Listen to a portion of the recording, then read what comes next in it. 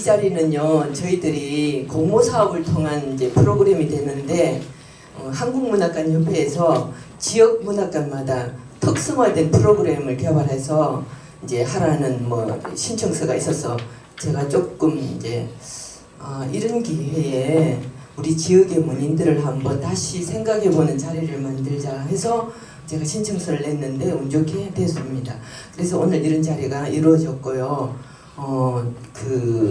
뭐 여러 선생님들이 나중에 좋은 말씀을 많이 해주시겠지만 오늘 주제는 서인숙 시를 다시 읽답니다. 그런 주제 아래서 여러 선생님들이 아주 귀한 발걸음을 해주셔서 너무 감사드리고 본론에 들어가기 전에 지금 저희 이월춘 관장님도 계시고 민창홍 경남문협 회장님이자 문학관 이사장님도 와 계십니다. 짧게 인사말을 듣도록 하겠습니다. 먼저 이사장님.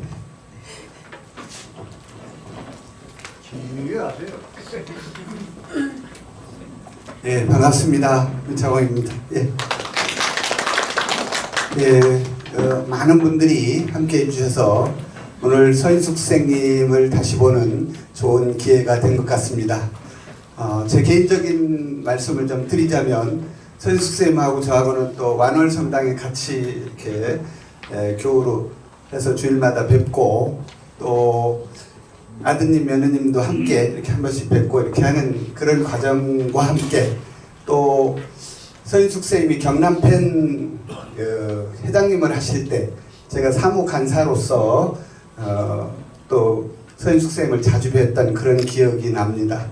그래서 선생님의 그 훌륭한 일품과 또 선생님의 가르침, 문학은 요리해야 된다, 이런 바른 길을 많이 알려주셨습니다. 때로는 뭐 아들 같다고도 이렇게 해주시고 그래서 제가 큰 용기를 얻고 열심히 하게 된 계기가 된 것 같습니다. 그래서 그동안 서인숙 선생님에 대한 조명이 없어서 아쉬움이 많았는데 경남문학관에서 우리 이월춘 관장님과 정희경 국장님께서 또 이런 자리를 만들어 주셔서 새삼스럽게 우리 서인숙 선생님을 또 생각하게 되고 그리워하게 되고 또 그분의 문학 정신을 좀 생각해보는 좋은 시간이 된 것 같습니다. 함께 해주신 여러분들 모두 서인숙 선생님의 그 문학을 한 번쯤 되돌아보고 또 오늘 행복한 시간 되시기를 바라겠습니다. 감사합니다. 감사합니다. 관장님도 한 말씀 해주십시오. 짧게, 아주 짧게 부탁드리겠습니다. 관장님 뭐 이관했습니다. 죄송합니다. 제가 어디 갔다 온다고 옷차림이 이랬습니다. 사실 우리 국장님 짧게 하는데 저 짧게 안 하면 더 길게 합니다. 이 우리 지역 작고문인을 조명하는 이런 행사 올해 이제 처음이자 마지막인데 내년에 좀 예산을 많이 확보해가지고 좀 많이 확대가 됐으면 좋겠어요. 우리 지역에는 그 작고문인 중에 아주 저희들이 본받고 배워야 될 점이 많은 문인들이 많습니다. 그래서 이번 오늘 첫 행사가 계기가 돼가지고 내년에는 좀 더 분기별로 한 번씩 한다든지 이런 식으로 했으면 좋겠습니다. 오늘 참석하신 여러분들도 힘을 실어주십시오. 감사합니다.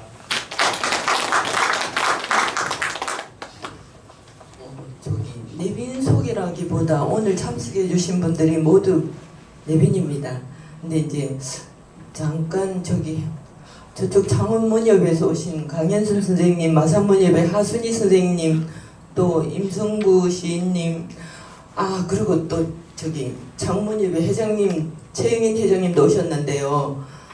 저쪽에 또 우리 경남문예대학 수강생 선생님들도 많이 오셨고, 특히 오늘 서인숙 선생님 가족분이신 면허님들도 참석하셨다고 한번 잠깐 며느님하고 성당에 교우 되시는 분하고 잠깐만 한번 인사 일어서서. 네, 감사합니다. 이런 자리를 펼치니까 문인들만 오시는 게 아니라 또 뜻있는 분들도 오신 것 같아서 참 좋습니다. 자, 고영주 선생님을 너무 혼자 외롭게 두시는 것 같아서 제가 빨리 진행해 보겠습니다. 오늘 주제를 발표해 주실 고영조 선생님은 여러분들도 잘 아시겠지만 어쩌면 이제 저희 경남 문단에서 좀 머지않아 선생님께서도 이제 원로에 벌써 나이상으로는 원로지만 외모는 전혀 아니어서 저희들이 실감을 못합니다만 46년 창원시 기원리에서 출생하였습니다. 근데 1972년 어떤 냄새의 서슬로 현대시학에 이제 작품 발표를 하면서 우리 문단으로 진입하게 됐습니다. 그리고 창원 경남 오페라 단장, 경남 문예회장, 경남 문화예술진흥원장을 역임하셨습니다. 그리고 저서에는 기현리, 새로 나는 길, 길모퉁이 카페, 콜라외 다수가 있습니다. 또 신노래집과 연가곡집도 있고요. 수상으로는 동서문학신인상을 1980년도에 수상하셨습니다. 그리고 표는 조병아 문학상, 경상남도 문화상, 토지문학 특별상도 수상하셨습니다. 박수 한번 부탁드리겠습니다. 오늘 좋은 주제에 또 의미 있는 토론을 해주실 이주원 선생님은 창원대학교 국어국문학과 박사 졸업을 하셨습니다. 그리고 경남문학 신인상과 시의 신인상으로 등단하셨고요. 창원시립도서관 도서관 정보지 편집 및 집필을 하셨고 창원문학, 경남문학 편집장을 역임하였습니다. 그리고 논문 등재지에 학술 논문 8편을 수록하였습니다. 근데 그 앞에 KIC가 약간 오타가 생겼습니다. 참고해 주시기고요. 창원대학교 개근연구원 창원대학교에 출강하셨고 현재 창원문인협회, 경남시인협회 이사이며 한국작가회의 회원이기도 합니다. 저서로는 시집, 꽃잎고래, 검은 나비를 봉인하다, 공저로는 스토리텔링 교육자료집 3.15 어거와 함께하는 이야기, 그리고 창원문학상을 수상하셨습니다. 또 저한테 창원문인협회 고문이 아니라고 누누이 말씀을 하셨습니다. 저것도 제 오타입니다. 선생님, 저는 회장님으로 이제 지냈기 때문에 당연히 고문인 줄 알았는데 아니라고 말씀하셔서 지금 밝혀드립니다. 김명희 선생님도 창원대학교 국어국문학과 박사를 졸업하셨고요. 경남문학 신인상으로 등단하셨고 문성대학, 창원대학교 강사를 역임했고 마산도서관 시창작 강의를 하셨고 3.15 그 회지 편집위원이면서 경남여름문학회 회장, 경남문학 편집장을 역임하셨습니다. 그리고 창원문인협회 회장도 역임하셨군요. 그리고 현재는 경남문인협회 부회장님이면서 그러면 창원문예회 이사님이신가요? 고문은 아니고 이사님이시랍니다. 정정합니다. 저서로는 공저 스토리텔링 교육자료집 3.15 어거와 함께하는 이야기, 시집 향기로운 사하라, 꽃의 타지마을, 외진 마음이 격렬하게 기운 곳도 서쪽이었다. 그리고 경남문학 우수작품집상, 경남문학 올해의 작가상, 경남시학 작가상, 큰창원 한마음예술제 올해의 작가상을 수상하셨습니다. 또 경남문화예술진흥원 창작지원금을 2회나 수여하신 분입니다. 오늘 이런 분들이 모여서 멋진 시간을 만들어 주시겠습니다. 그러면 오늘 토론자와 진행을 해 주실 선생님들도 앞자리로 나와 주시기 바랍니다.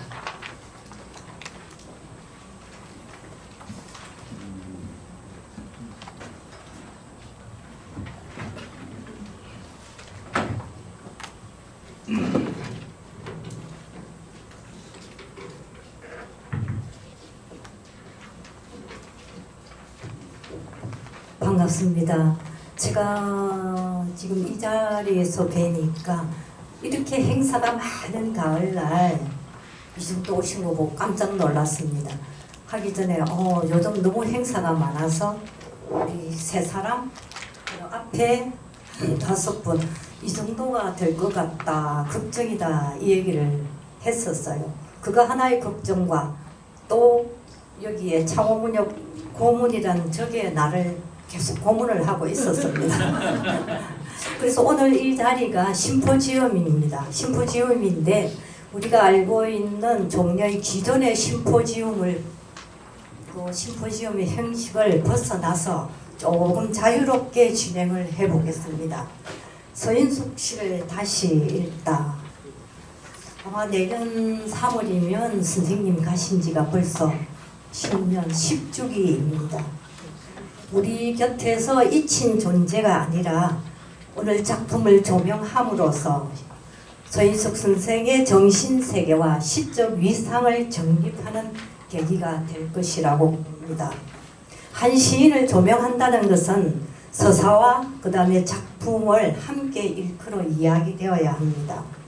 근데 오늘 이 자리가 조금 급하게 마련되었고 그에 따라서 서사 없이 작품론으로 바로 들어가게 되었습니다. 그래서 제가 아주 간략하게 서인숙 선생님의 해적기를 한번 소개를 해보겠습니다. 이 텍스터지에도 간단하게 있습니다. 있는 것인데 서인숙 선생님은 1931년에 태어나셔서 주로 마산에서 성장을 하셨죠. 그리고 영연하실 때도 마산 분이었습니다. 1965년 현대문학지의 수필 발표와 함께 수필가로 활동하셨으며 시로는 조금 더 늦게 1979년 조연현 선생의 추천으로 시단에 나오셨습니다. 문학활동 50년 동안 수필집 5권, 시집 5권, 시선집 1권, 그 다음에 에스카게 청동거울이 유고집이 되었습니다. 유고집 1권, 이렇게 해서 12권의 작품집이 있습니다. 마산문인협회장, 한국여류수필가 회장을 역임하셨지만 만년까지 시의 전력 부구를 하셨습니다. 수상은 경상남도 문화상 등 다수 하셨지요. 제가 처음 선생을 뵀을 때가 고등학생입니다. 문예반에서 한글날 100일장이 있다고 해서 용마산에, 그때는 문화원이 용마산에 있어 산호공원이죠 지금. 거기에 올라가서 이제 쭉 이제 시제 보고 원고지를 받고 섰는데 마산문인협회 회장님이 인사말을 이제 하신다고 올라오셨는데 제가 깜짝 놀랐습니다.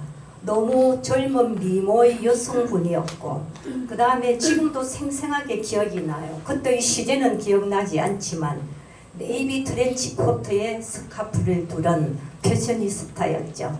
그래서 제가 너무 놀라가지고 여성도 문인협회 회장을 하시구나. 저렇게 젊은 분이. 그때 아마 선생님이 40대 중반이었을 것입니다. 그 이후 제가 문단발석에서부터 영면하실 때까지 가까이 지내면서 선생님의 영향을 참 많이 받았습니다. 문학, 생활자세, 미술, 음악까지. 특히 선생님께서는 백자 사랑이 유별하셨어요. 그 실에 이렇게 반다지 위에 다랑아리를 올려놓으시고 늘 감상을 하셨습니다. 그러면서 한국의 미는 단연 저 백자다, 다랑아리 저 백자다 이렇게 말씀을 하셨거든요. 세계적인 석각 프랑스의 기소르망이나 그 다음에 알랭드 보통이 한국을 대표하는 어떤 미가 백자라고 하셨잖아요. 그분들이 그러기 훨씬 더 전에 서인숙 선생님께서는 그걸 알아차리신 것입니다. 이 석학들보다 훨씬 먼저 이런 분이 우리 대한민국의 조그만 귀퉁이 마산에서 살고 계셨다는 거죠. 그래서 선생의 미적 세계관이나 방대한 문학 세계를 짧은 시간에 조명하기에는 어렵지만 시 선집을 통해서나마 시의 세계를 밝혀주실 고영조 선생님께서 30분 주제 발표를 하시고 이준 선생님과 토론 10분을 하시고 그 다음 선생님과의 질의응답 이 순으로 해서 진행하도록 하겠습니다. 지금 7시 15분이니까요. 50분을 하면은 아니요 50분 정도를 해서 8시 한 5분 정도에 마치도록 하겠습니다. 선생님 발표해 주십시오. 뭐 속세를 다 치우네. 나중에 하시라고 하라고.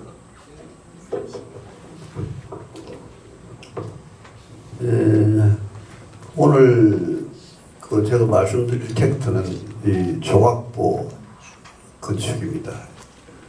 이게 시 손집인데 이 책의 근거에서 말씀을 드리도록 하겠습니다.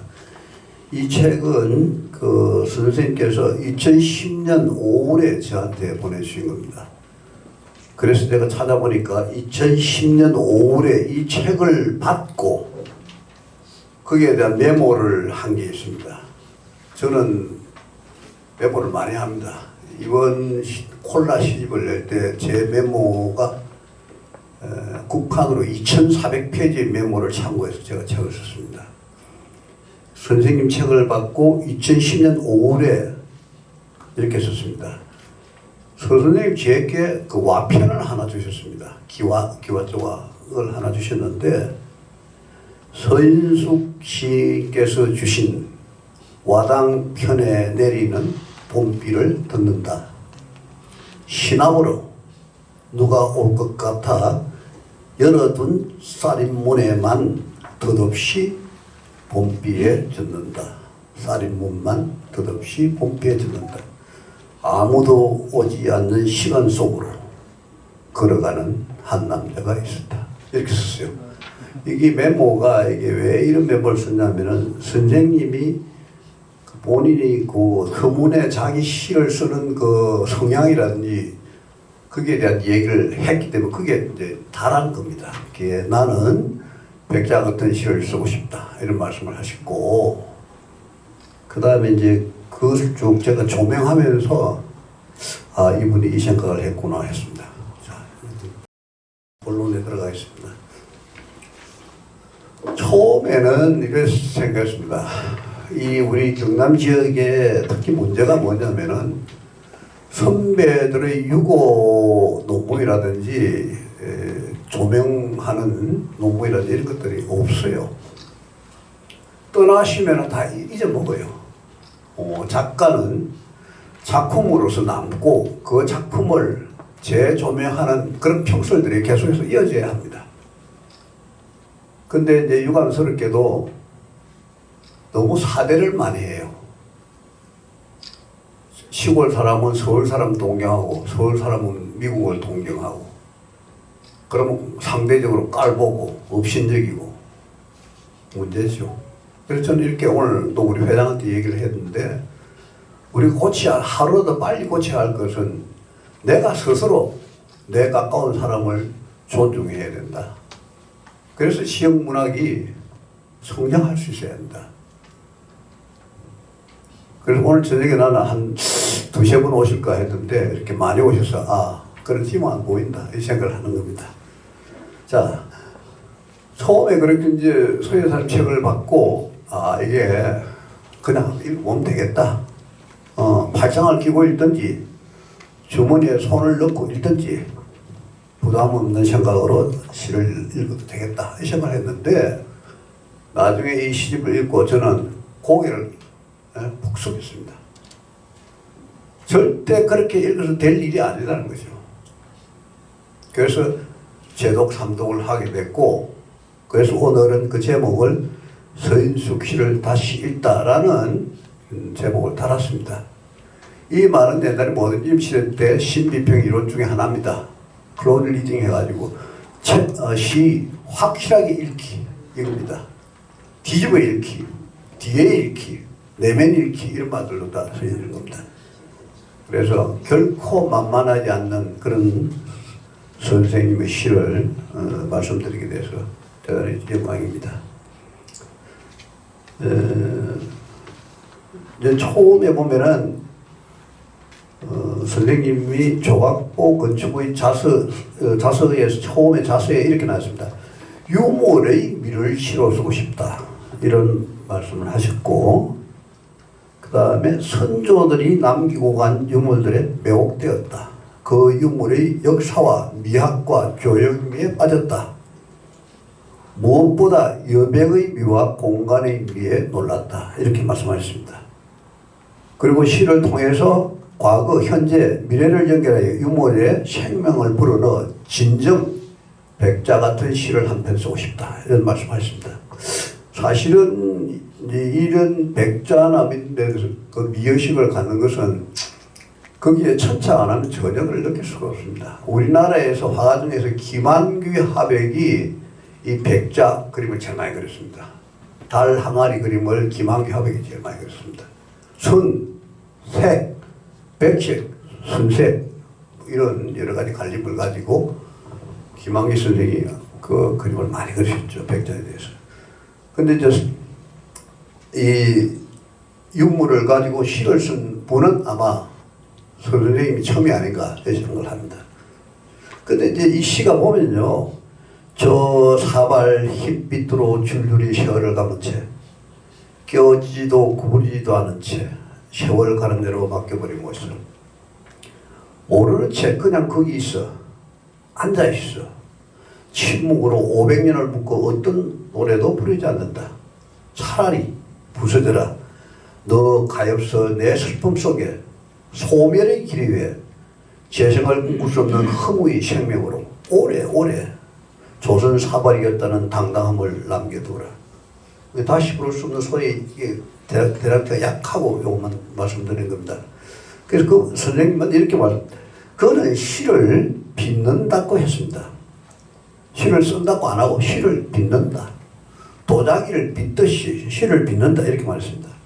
술을 빚듯 도자기를 빚듯 사물과 생각을 이렇게 혼합해서 형태를 만들고 그 다음에 종래는 술을 빚듯 그 다음 차라리 지금 부서져라. 소멸의 길 위에서 재생을 꿈꿀 수 없는 허무의 생매로 오래오래 조선 사발했던 당당함만 만기를 하고 역설적으로 형태의 소멸을 말했습니다. 이 형태의 소멸을 말하는 것은 그 공간에 재생을 꿈꿀 수 없는 허무의 생매로 같이 무욕의 정신과 생명의 초월적 아름다움만 남기려고 하는 겁니다. 근데 그것은 사실은 조선 사발의 아름다움에 대한 시적 영원성이 희구죠. 예. 허무의 절정이 어딨냐? 초월적 아름다움이죠. 예. 그런 것을 시에서 구현하고자 이렇게 뒤에 시에도 쭉 그런 이미지가 이렇게 나옵니다. 그래서 우리가 흔히 말하기를 조선 백자의 미를 우리가 말로 다 할 수는 없는 겁니다. 그 미는 언어의 저쪽에 있죠. 예. 그래서 초월적이라고 그럽니다. 느낌이 있고 순벽의 아름다움, 텅 빈 아름다움, 단순미 등은 그냥 수사일 뿐입니다. 그만큼 초월적이에요. 그래서 그 선생님 말씀이 그러니까 그냥 거기 있을 뿐이다 이렇게 말했어요. 그냥 거기 있을 뿐이다는 것은 대단히 존재론적인 언어입니다. 거기 있는 거다. 누가 만든 것도 아니고 거기 있다. 태고에부터 지금까지 그렇게 있어 왔다. 그게 뭐냐? 초월적 존재다 이거죠. 예. 시인은 평생을 백자와 함께 하면서 토기, 와당의 소리를 듣고 백자의 말을 들었다. 이 말이 대단히 중요한 겁니다. 이게 다른 분들은 뭐 보실 때 어떻게 생각할지 모르지만 저는 이 부분을 대단히 중요하게 생각합니다. 이게 남의 말을 듣는다는 거, 어떤 사물의 소리를 듣는다는 거, 그게 시인이고 작가입니다. 그리고 구도자도 마찬가지입니다. 하나님의 목소리를 듣는 거죠. 테레사 유사가 그랬지 않습니까? 노벨상 받을 때 기자들이 물었습니다. 수녀님, 기도를 그렇게 오래 하시는데 하나님이 뭐라고 얘기하십니까? 이런 겁니다. 그러니까 테레사 유사가 이랬습니다. 하나님은 제 기도를 듣고 계십니다. 이렇게 말했어요. 그러니까 기자가 그러면 수녀님은 뭐라고 답하십니까? 저도 하나님이 말씀하시는 걸 듣고 있습니다. 이렇게 말했어요. 그러니까 백자의 소리를 듣는 거죠. 와당의 소리를 듣는 거죠. 그러니까 기와 조각에 내리는 빗소리를 듣는다. 그런 메모를 제가 그렇게 한 겁니다. 기와 조각 한 편을 들고 그 와당에 내리는 봄비 소리를 듣는다. 아, 누군가 올 것 같아서 자꾸 이렇게 밖을 내다본다. 예. 그러나 선체로 한 사나이가 지나갈 뿐이다. 이렇게 쓴 거죠. 이게 메모를 쭉 해놓은 겁니다. 예. 그리고 뒤에 이제 반다지의 사랑이라는 시가 있습니다. 반다지의 사랑을 보면요, 너무너무 아파요. 생각해 보시면은 여러분들이 분리수거장에 가면은 반다지 같은 게 많이 나옵니다. 그 반다지를 열면요, 실타래도 있고 바늘도 있고 뜨개질 이렇게 꼬부라기 바른 그것도 있습니다. 그 속에 우리 어머니들의 슬픔이 그게 꽉 차 있습니다. 반다지를 들어보면 의지하고 못 견뎌요. 만약에 여러분 댁에 반다지가 있다면 버리지 마세요.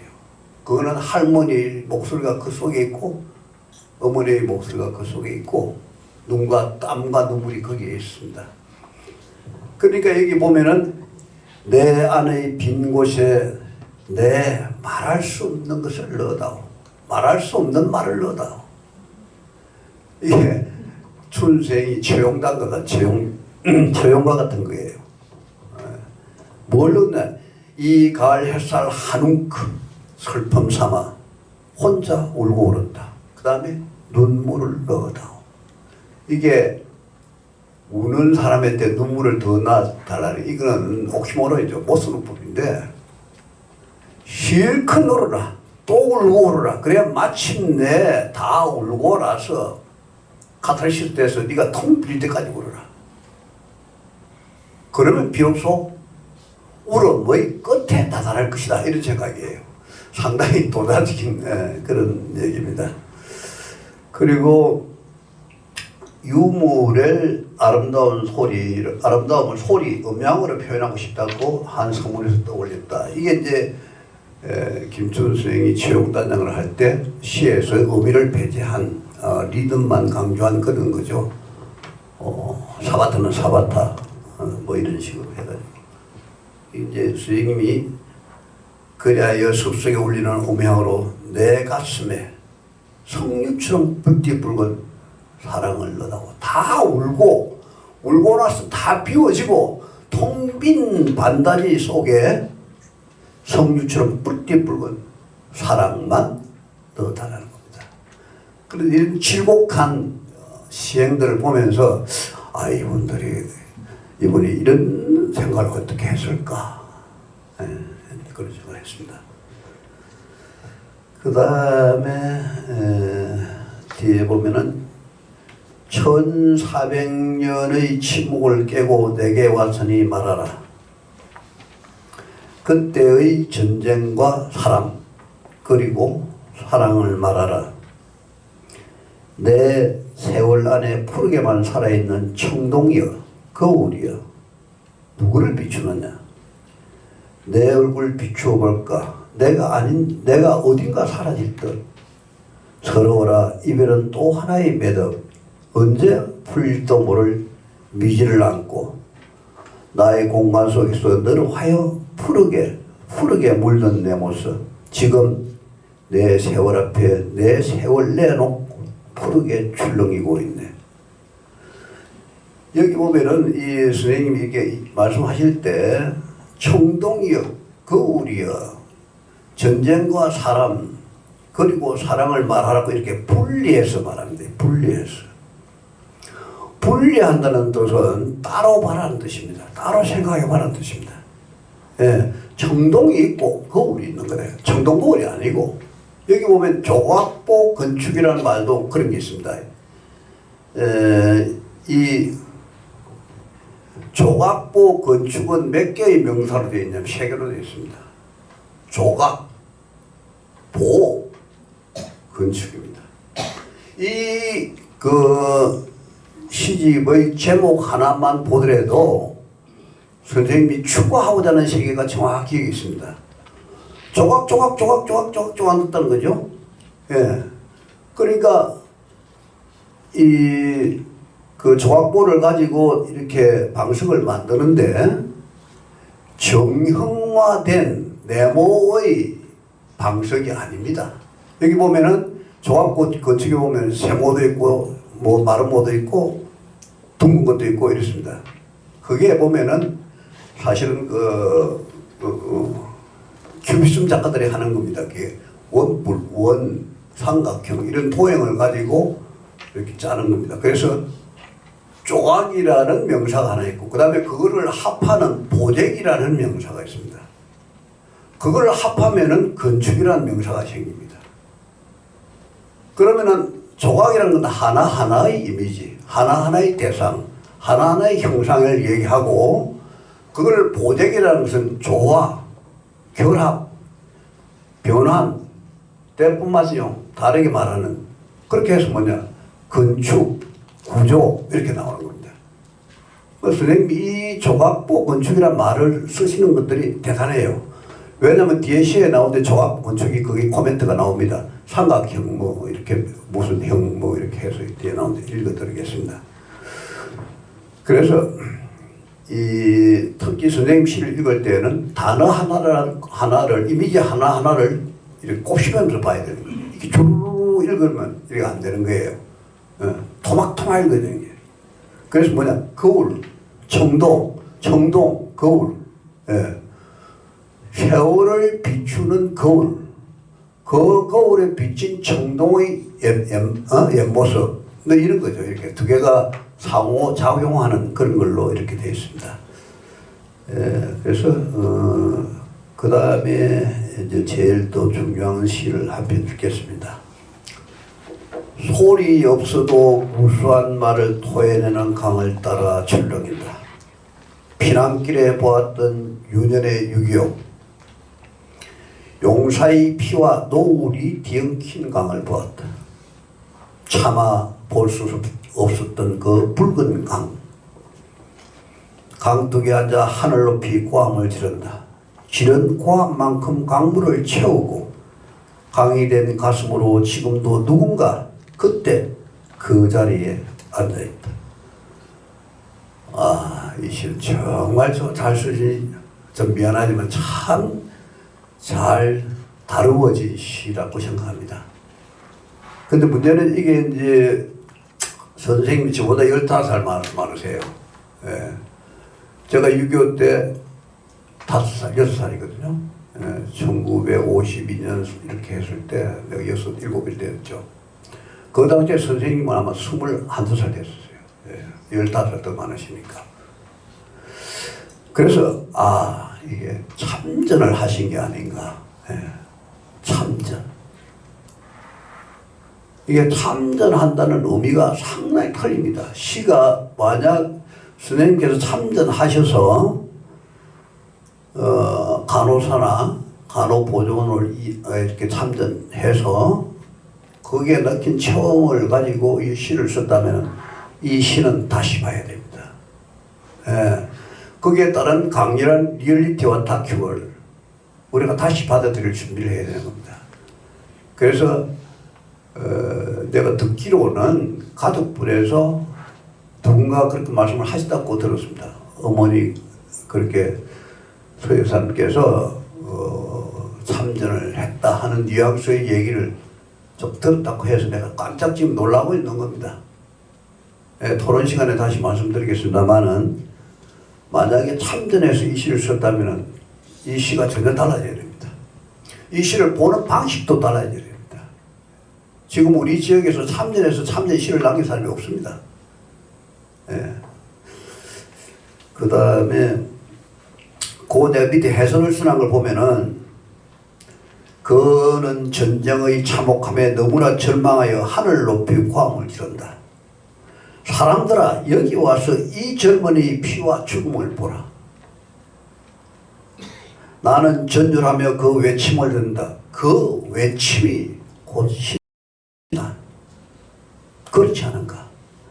폴 발레리가 말했습니다. 서정시는 외침 소리를 발전시킨 것이다. 이런 겁니다. 제가 한 50년 문학 공부해 오면서 제일 중요한 키워드가 이겁니다. 시는 내 속에서 울리는 외침이다 이거예요. 이 발레리에서 얻은 모멘트죠. 그 발레리를 한 얘기 평생을 내가 갖고 있죠. 외침이에요. 왜 꾸미지도 않는 그냥 내 속에 내 내면에 갖춰진 게 튀어나오는 거죠.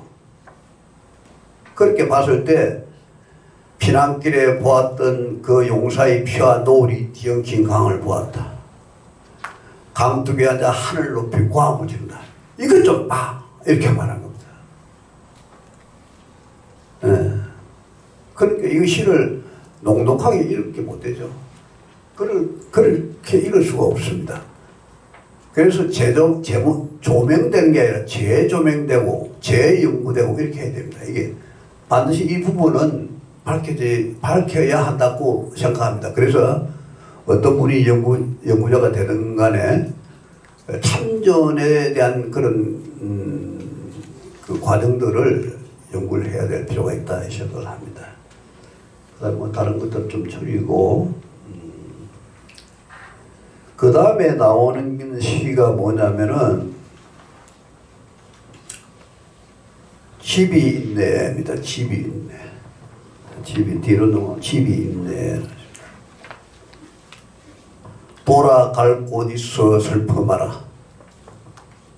길 따라 끝없는 길이어도 돌아갈 곳 있어 울지 마라.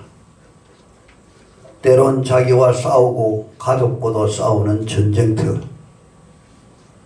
나는 돌아갈 곳이 있다. 자, 이게 역설적인 겁니다. 예, 역설적인 거죠. 그 전에는 돌아갈 곳이 없다는 거죠. 돌아갈 집이 없고 안길 품이 없고 기댈 언덕이 없다는 겁니다.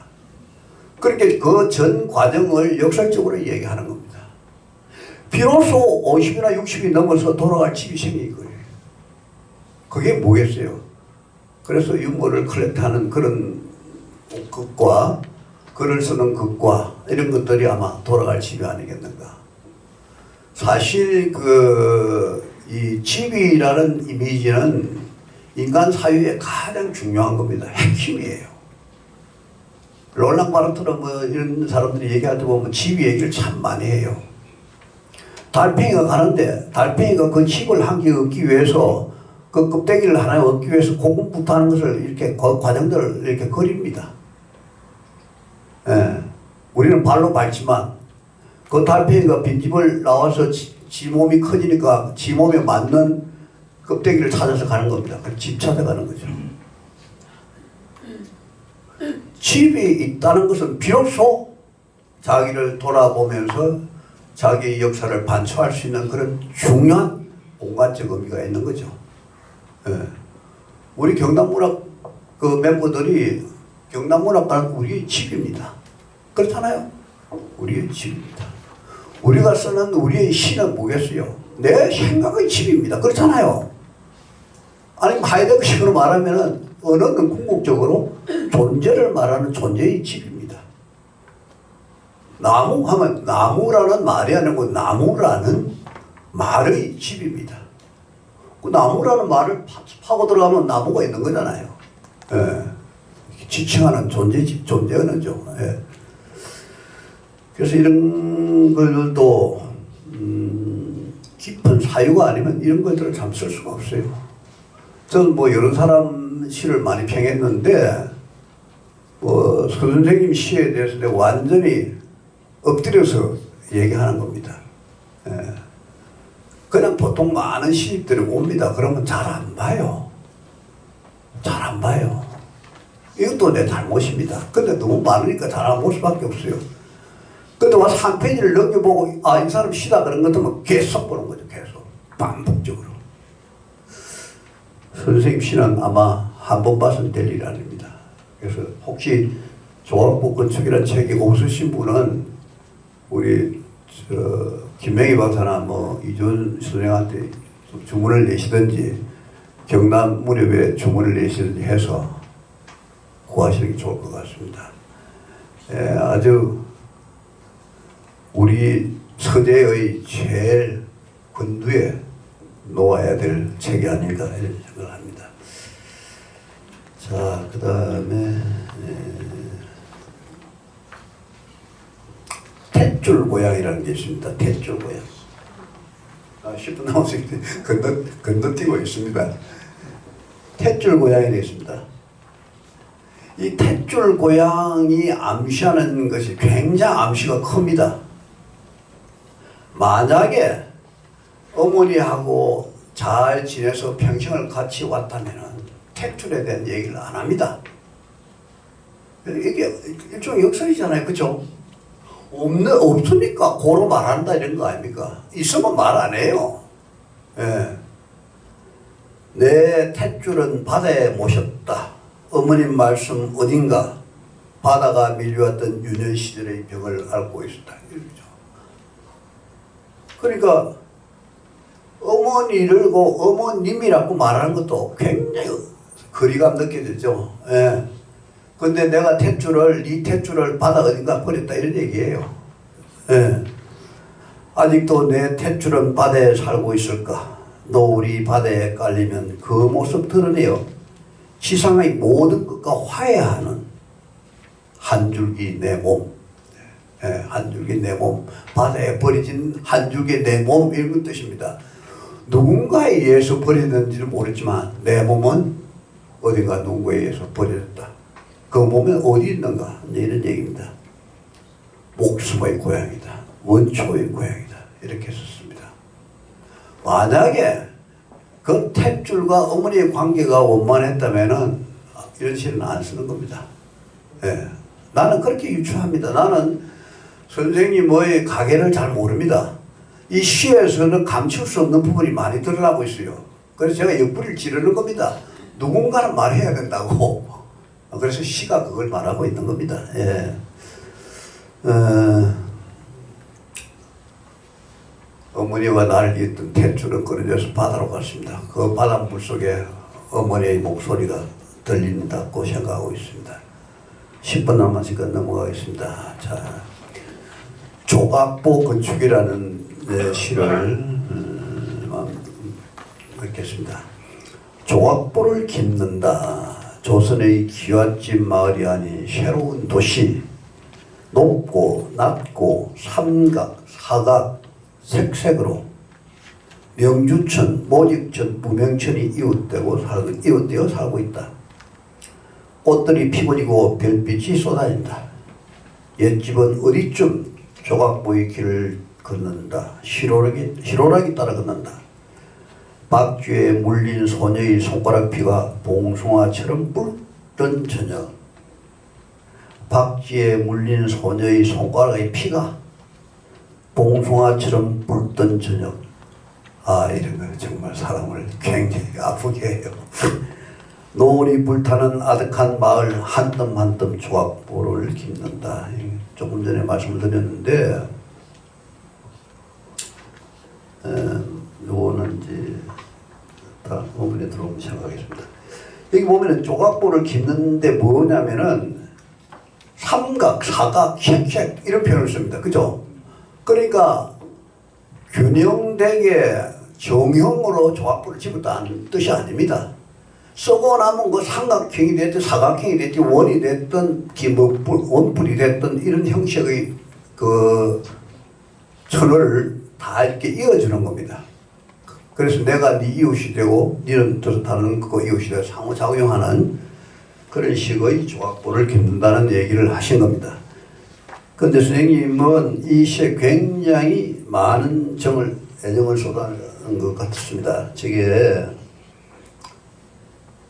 박쥐에 물린 소녀의 손가락 피가 봉숭아처럼 붉던 저녁. 이게 보면은 노을이 불타는 아득한 마을 한편은 조각보, 이 조각보를 짚는 그 우리네 여인들의 고뇌를 생각하면 됩니다. 예. 조각보는 그냥 짚히는 게 아닙니다. 조각보를 키울 때 가장 힘든 시간이라는 겁니다. 그 힘든 시간을 이기는 방법으로서의 조각보를 짚는 겁니다. 저는 이 조각보를 짚는다는 이 조각보라는 시를 저도 쓴 적이 있습니다. 우리 할머니가 혼자 계시면서 계속 이렇게 그 버려진 헌금들을 지웠습니다. 그걸 계속 꿰매요. 예. 왜 그러냐? 꿰매야 된대. 계속 꿰매서 보자기를 만드는 거예요. 그 시간 속에 자기를 이렇게 극복하는 거예요. 조각보는 그냥 만들어지는 게 아니에요. 조각보를 깁는 그 정신적 세계의 깊은 곳을, 내면을 바라봐야 되는 겁니다. 그럼 아마 여러분들은 조각보를 키운 사람이 없을 거예요. 예. 어렵고 힘들고 담장이 낮고 토담이 무너진 집에서 조각보를 깁습니다. 예. 고대광실 99번에 있는 그 마님들은 조각보를 안 깁습니다. 예. 그런 생각을 하고 여러분들이 이 조각보 건축이라는 이 시를 돌아가셔서 다시 한번 이렇게 보여주시면 좋겠습니다. 자, 대략 뭐 이 정도를 하고 내가 가만히 보니까 이게 이 책의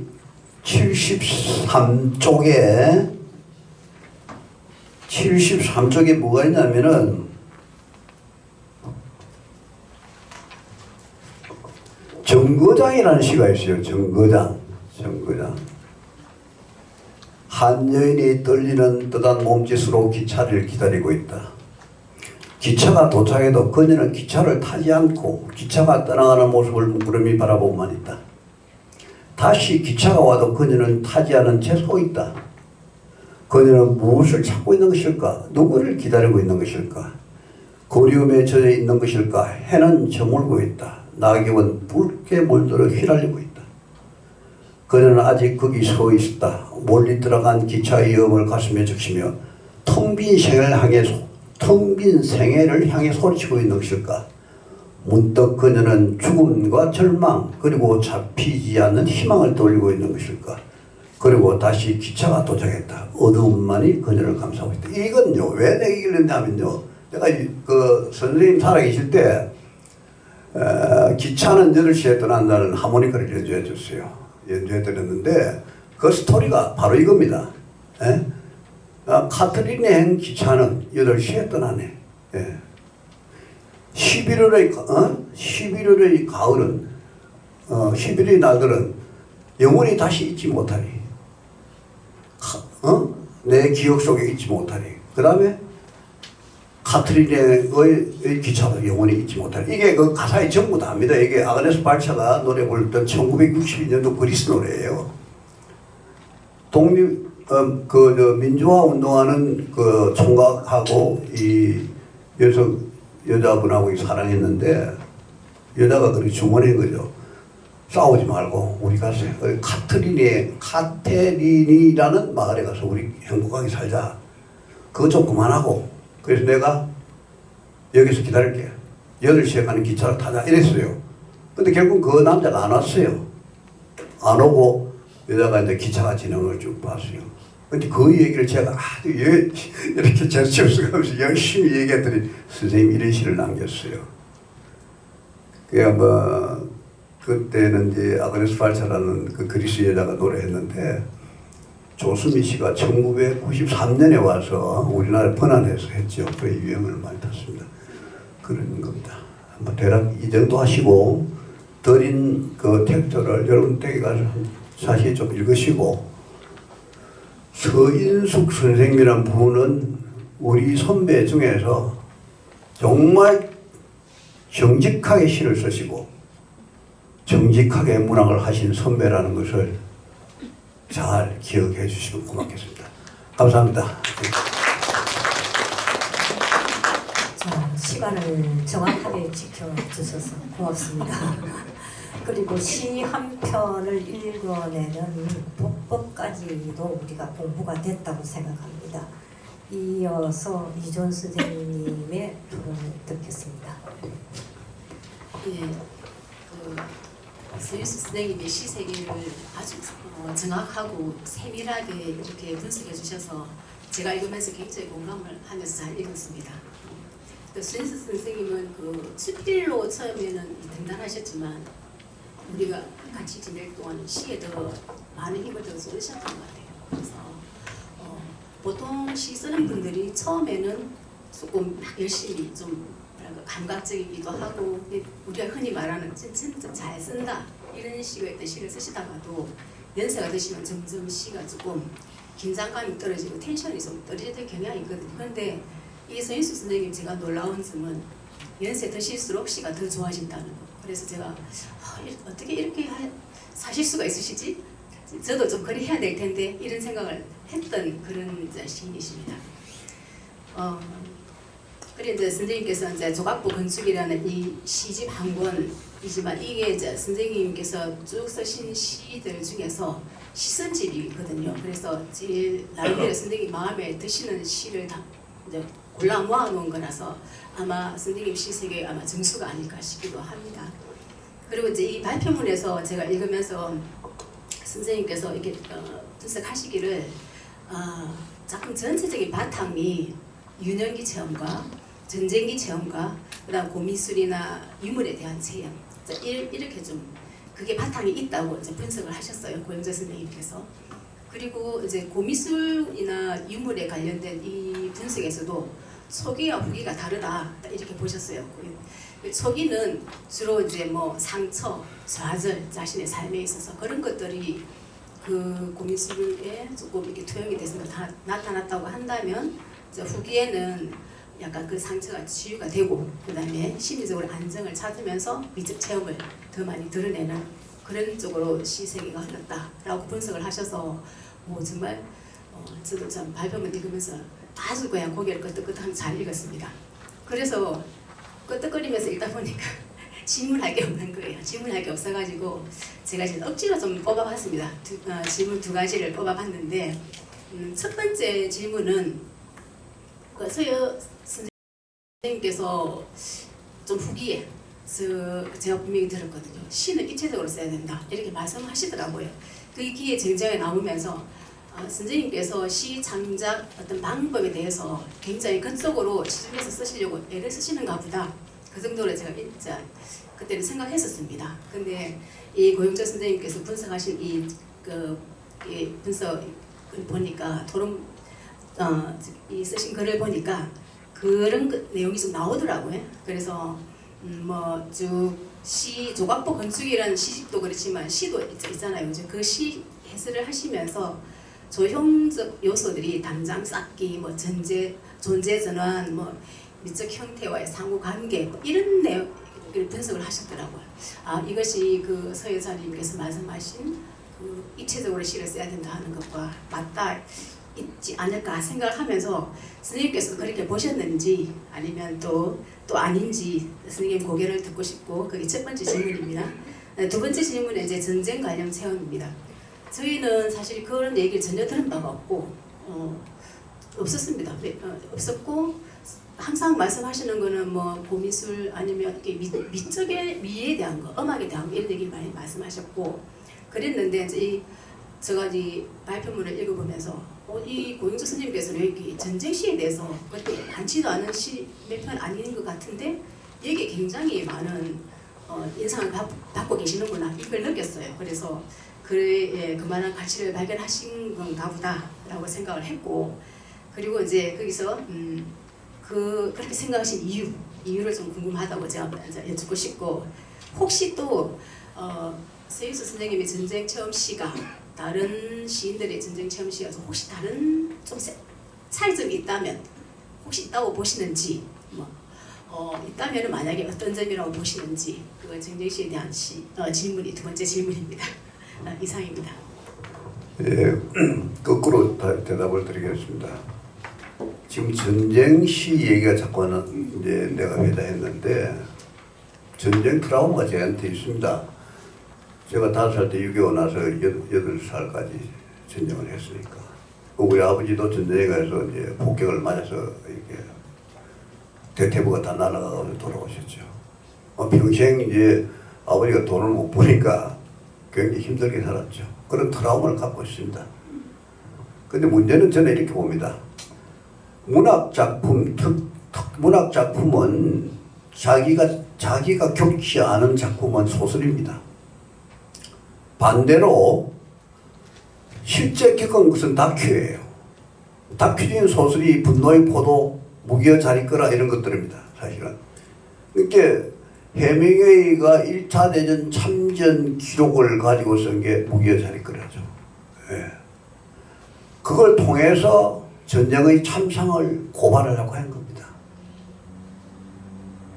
지금 이렇게 강가에 앉아서 떠내려가는 시체를 보면서 고함 지르고 지르는 서인숙 시인의 모습은 다른 여러 가지 말보다 더 필요 없다는 거. 만약에 선생님이 참전하셔서 편할 가는 과정에 그런 걸 봤다면 그건 저 스케일이 그 리얼리티가 전혀 틀리죠. 예.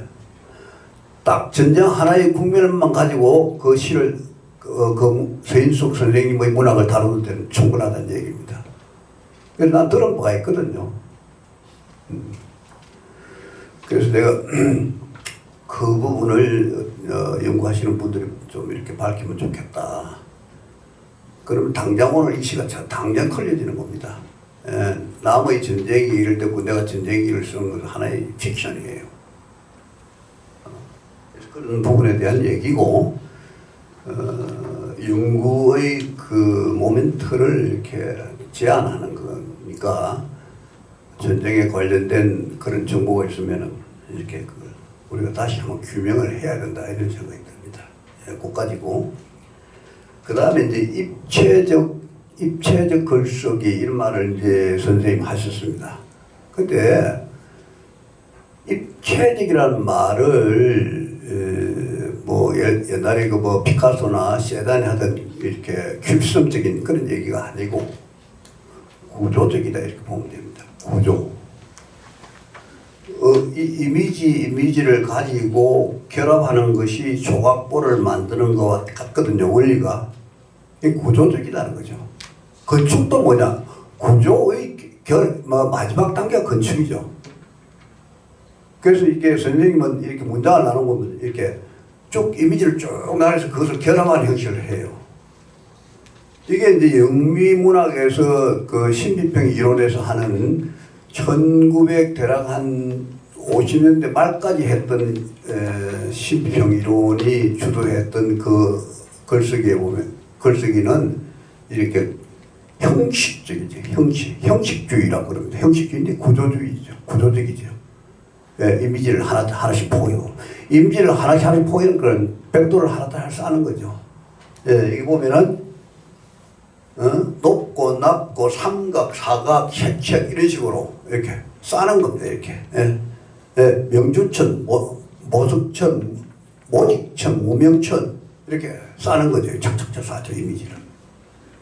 그러니까 이 모더니즘 할 때의 시는 뭐냐면 부사나 의도사를 전혀 안 씁니다. 책상, 피아노, 의자, 만년필 이것만 제시하는 거예요. 그래서 그거를 상호 엮는 거는 의식 속에서 상호작용하는 거예요.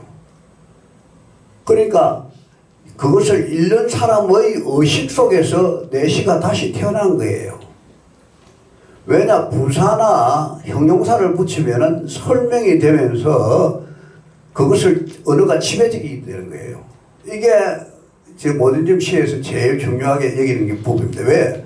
시는 산문과 달라서 절대 내가 지향하는 시 읽기를 이렇게 강요하지 마라, 지배하지 마라 이런 논리입니다.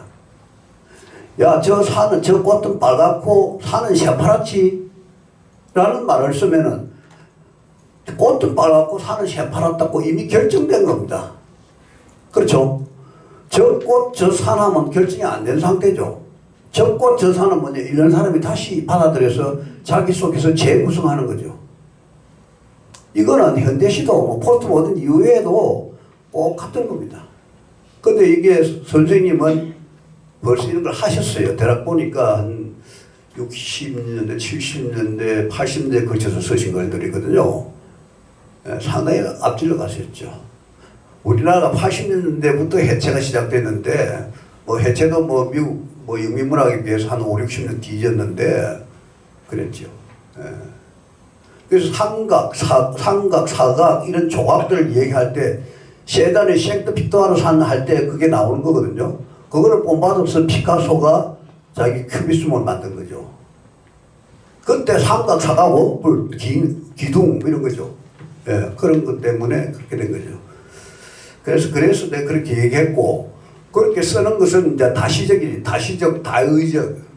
게 보는 시선에 따라서 계속 다르다는 거죠. 변화를 준다는 거. 그것 때문에 시는 던져진 형식에 따라서, 던져진 이미지에 따라서 시가 발전하고 변화한다 하는 것을 선생님 시에서 이렇게 말해주고 있는 것 같습니다. 이게 이주원 선생의 질문에 답이 뭐 만족하지는 않겠지만 시계를 자꾸 봐가지고 끝내도록 하겠습니다. 감사합니다. 예.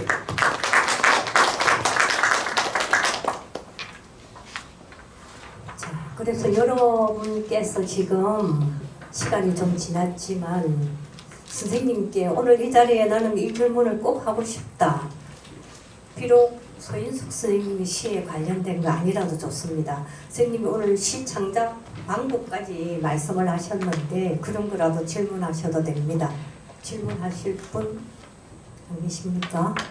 안하수 선생님. 마이크를 주시.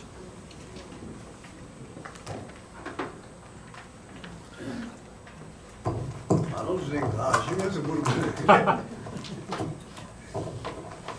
예, 고인 선생님 좋은 말씀 잘 들었습니다. 저는 개인적으로 서인숙 선생님과의 인연은 여기 돌아가실 때까지 제가 한 16년, 7년 정도 뵌 것 같은데 제가 어머니를 보내드리고 난 뒤 한 보름 뒤에 서인숙 선생님께 작고하셨습니다. 아직 제가 장남으로서 상주이면서 그 장례식장에 마산 의료원에 갔던 적이 기억나는데 벌써 이게 10년이나 됐네요.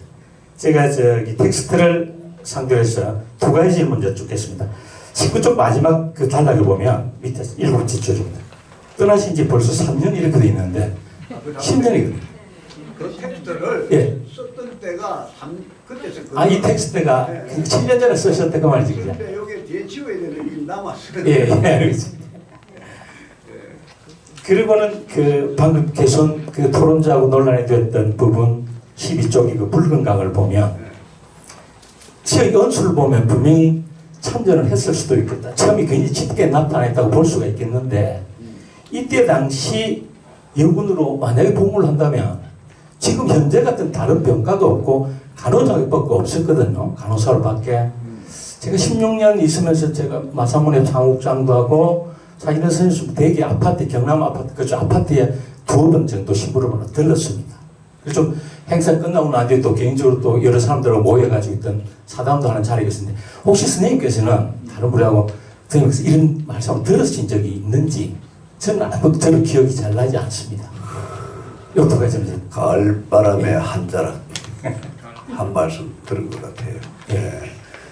그리고 이제 그 붉은 강의 실은 이 보면은 피와 노을이 뒤엉킨 강이라고 썼어요.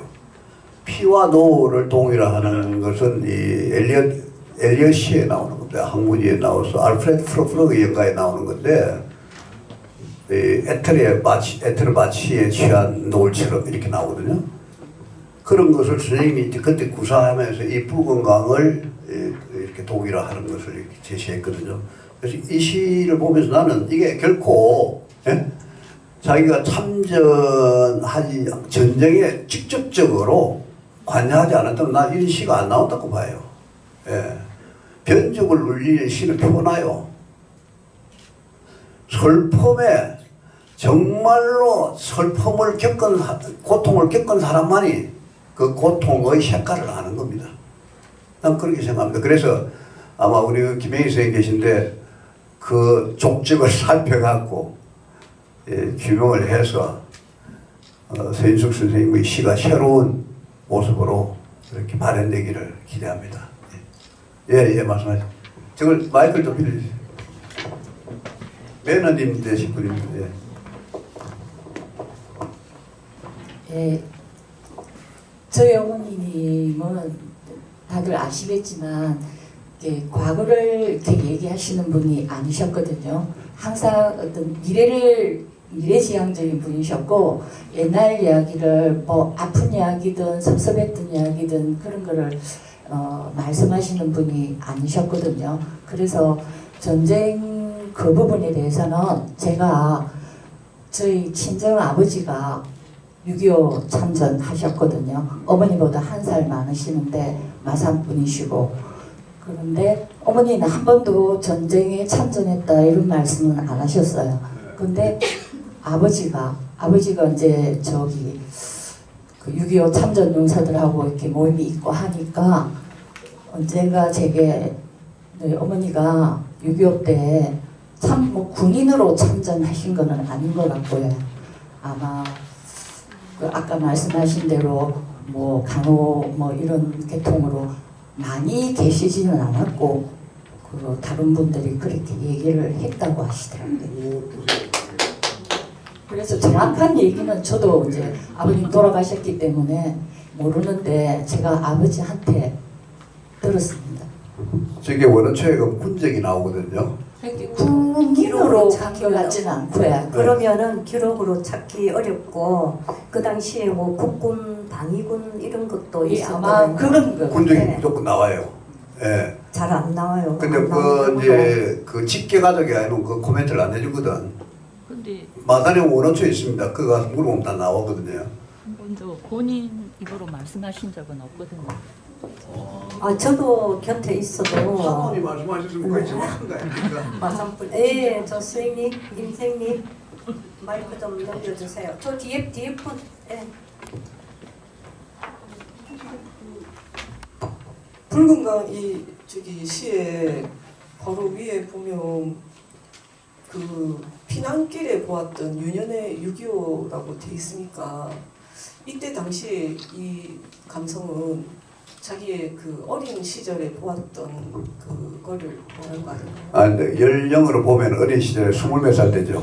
예, 유교가 21~22살 그 정도인데 어린 시절이 아니고 피난민들만 가는 게 아니고 군인들도 같이 피난했거든요.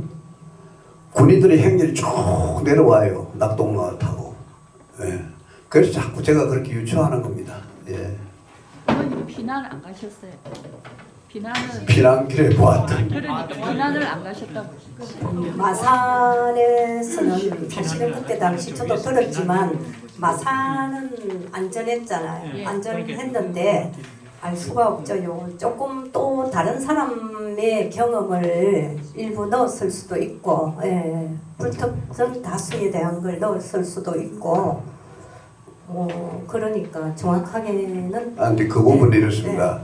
전쟁을 안 한 지역 사람들도 피난을 했습니다. 예. 저는 그걸 너무 잘 알고 전쟁이 이렇게 도달하지 않는 지역민들이 피난을 먼저 했어요. 전쟁이 적군이 들어갈 때는 피난을 못합니다. 다 죽이기 때문에 오기 전에 도망을 갔습니다. 그래서 반박고개까지 적군이 왔거든요. 여기 반박고개 그 다음에 진동고개까지 왔습니다. 거기서 미군 구축함이 포를 쏘면서 그것을 진격을 막았거든요. 반박곡에서 이렇게 예왕탄을 쏘는 것을 제가 어릴 때 구경하고 그랬어요. 바다 건너 이렇게 두산 중고업이 제 고향인데 거기 보면 반박곡에 예왕탄이 확 올라가는 거 봤을 때 그때 마산 사람들도 이쪽으로 김해로 많이 왔어요. 예, 그래서 피난길이라는 것은 전쟁의 현장보다 그 옆에 있는 사람들이 피난을 더 하는 겁니다. 예. 저도 잠깐 시는 사실을 쓰는 게 아니잖아요, 그죠? 그래서 이 사실이라고 보시면 안 되고 어쨌든 시니까 수필이 아니잖아요, 시니까. 그렇지만 이제 고영주 선생님께서는 이런 시가 나오는 게 그런 진짜 경험했느냐 이 얘기지 시 자체가 사실로 봐서는 안 될 것 같아요.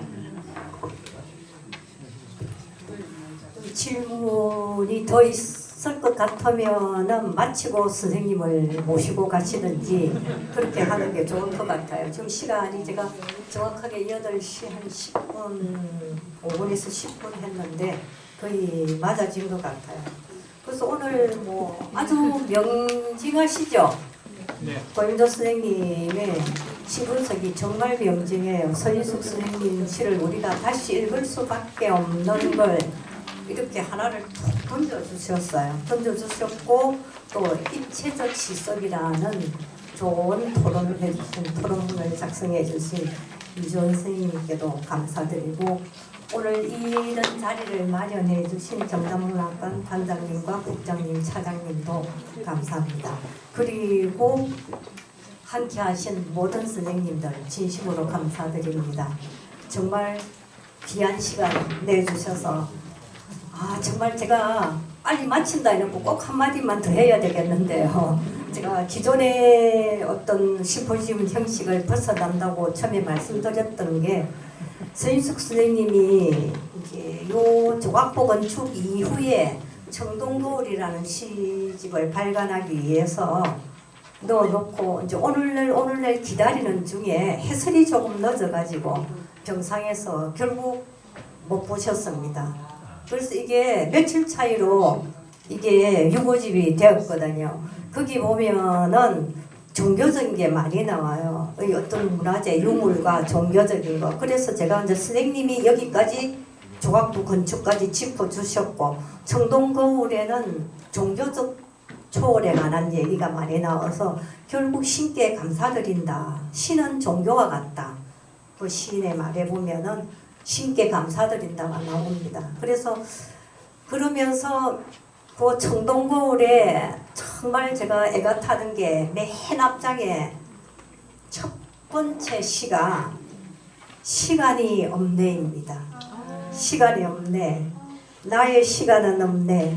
바보같이 바보가 되어 종일 나뭇잎만 쳐다보네. 떼약볕 사이 구름 한 점 머물고 간 잎사귀 사랑을 하였지 나부끼며 떨고 있는 흔들림 왠지 슬퍼 바람에 기대네. 부끄러워 고개 숙이네. 나의 시간은 없네. 나무 잎사귀 속에 내가 있네. 저 산 너머 줄줄이 모양내어 몰려오는 구름대 잎사귀들이 한바구섬 띄우며 마중하네. 온통 나무 잎사귀들의 세상 아무래도 나의 시간은 없네. 이것으로 마치겠습니다.